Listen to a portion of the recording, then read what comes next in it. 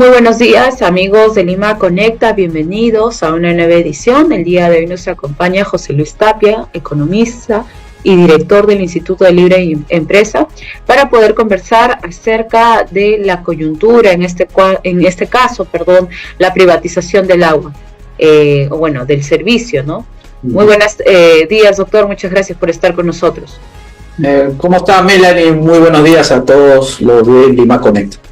Doctor, quisiéramos saber, ustedes han sacado justamente un análisis, ¿no?, acerca de la privatización y desregulación del servicio del agua, ¿no? Esto mejorará el acceso del agua. Quisiéramos saber quizás un poco los pros y si es que hubieran contras también acerca de ello, ¿no? Y por qué pensar acerca de la privatización. Bueno, la privatización es necesaria porque tenemos que manejar mejor la empresa estatal que se encuentra en Lima, que es Sedapal, y las EPS a nivel nacional, que son en total algo así como 50. El 50% de estas tienen un margen operativo negativo, quiere decir arroja pérdidas, lo cual supone que alguien tiene que financiar esa pérdida, y por lo general siempre es el gobierno el que sale a rescatar con nuestros impuestos a estas empresas que son mal manejadas por los criterios que tienen toda la empresa estatal, de que nadie se responsabiliza de ese manejo ineficiente, y por eso que todos los años ocurre lo mismo. No es novedad que estas empresas que se llaman así prestadoras de servicios de saneamiento tengan estos resultados pésimos. Además, la privatización permite, bajo los incentivos del mercado, que la empresa expanda su servicio, haciendo que la cobertura, es decir, todas las personas puedan acceder al agua en los términos de las 24 horas del día y los 7 días de la semana, que eso es lo que todo ciudadano que tiene dignidad debe tener. Entonces, la privatización es necesario, pero bajo ciertas condiciones. En el artículo que yo había escrito, no se puede hacer una privatización como una medida aislada sin hacer las reformas que impliquen que todos podamos acceder al agua sin mayor problema en cuanto a el pago de esta. Fíjese, le voy a poner unos datos. El agua que se compra en los cerros, cuando el tanque cisterna sube y la gente espera con sus bidones de agua para que le llenen y luego tiene que pagar, vale algo así como 10 veces más de los que pagamos nosotros en zonas residenciales. ¿Qué quiere decir esto? Que la tarifa que a nosotros nos cobran está subsidiada. En realidad debería costar igual, más o menos igual, lo que le cuesta al poblador que no tiene interconexión domiciliaria, es decir, una tubería que pasa por debajo de su casa y de manera permanente recibe agua. Ellos pagan en comparación a nosotros 10 veces más. Entonces el precio real más o menos es lo que paga el poblador que no tiene agua las 24 horas, mientras nosotros estamos pagando 10 veces menos.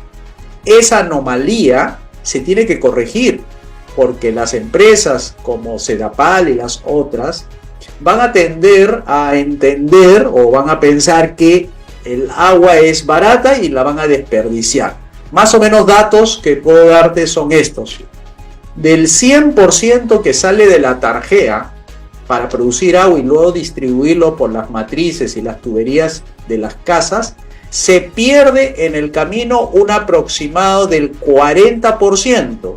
40% que es porque las tuberías se rompen, como ocurrió hace 2 años atrás con San Juan del Lurigancho, que dejó sin agua a una buena parte de ese distrito, y la otra son las conexiones clandestinas. Doctor, ahora, claro, si bien es cierto, hay mucho en cuanto a este tema por resolver. Vemos, ha pasado tanto tiempo y seguimos, pareciera, en los años donde el gobierno aún ni siquiera llegaba a muchas zonas, distritos de Lima, pareciera que seguimos en estancados. Incluso el tema del INEI acerca de la pobreza del país ha afectado, creo, aún más la preocupación de los peruanos. Doctor, un poquito quizás para cambiar del tema y cerrar justamente con esta pregunta, hace poco hubo un simposio un encuentro internacional de la minería en el país, ¿no? Se ha hablado acerca de que el Perú tiene 55.000 millones de dólares para proyectos mineros. Esto garantizaría, doctor, que se reactive la economía, que haya una mejora en cuanto al crecimiento, al dinamismo económico. Si esos 55.000 millones, que son los proyectos en cartera que se puede licitar para que inviertan en el Perú, se diera de forma inmediata, por supuesto que cambiaría de manera radical la situación económica. Si Chancay es 4.000 millones y ha generado titulares por todos lados, un puerto. Ahora estamos hablando de 10 veces más de lo que han invertido los chinos en ese puerto, y estamos hablando de proyectos mineros que son conocidos, el Conga, el tema del oro, en Tía María, en la parte de Arequipa, y hay otros que están alrededor de Conga, que son como 3 o 4 proyectos mineros. Eso, por supuesto, que activaría y cambiaría pues el ánimo de los inversionistas locales, porque a veces mucho nos guiamos de lo que hacen afuera para ver si hacemos adentro lo mismo, si invertimos o arriesgamos en el país, porque si lo hace un extranjero, con mayor razón lo puede hacer un nacional. Entonces ese 55.000 debería ser destrabado, desregulando, quitando leyes contra inversión, que es las leyes ambientales. Eso se puede proteger de otra manera el ambiente, no con el Estado, sino con derecho de propiedad privada. Es decir, un río, ¿por qué el Estado lo tiene que manejar si lo puede manejar mucha gente? Porque a lo largo del río hay muchas comunidades alrededor de ella.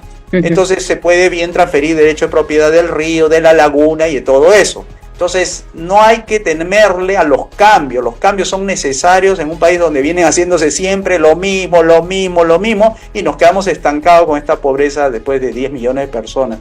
Solamente haciendo gestión innovadora en la parte política podemos tener mejores resultados con esa inversión que tú has señalado de 55.000 millones en proyectos mineros, 10 veces más Chancay. Ahora imagínate la cantidad de empleo que va a producir eso.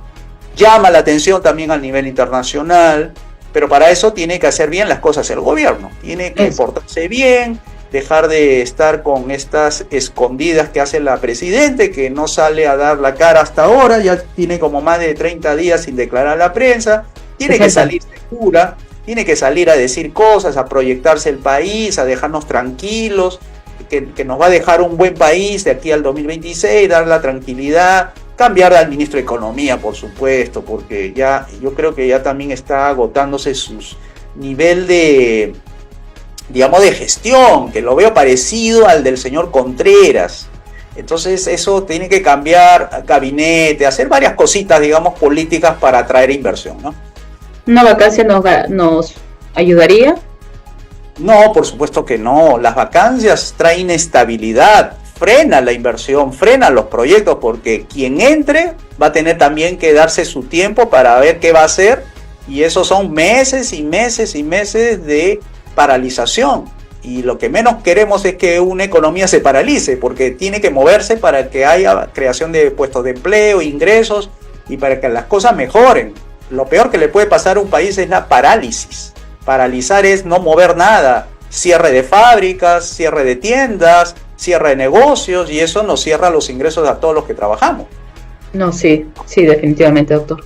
Bien, yo le agradezco por haberse conectado en estos minutos y poder conversar justamente acerca de estos puntos en el Zoom.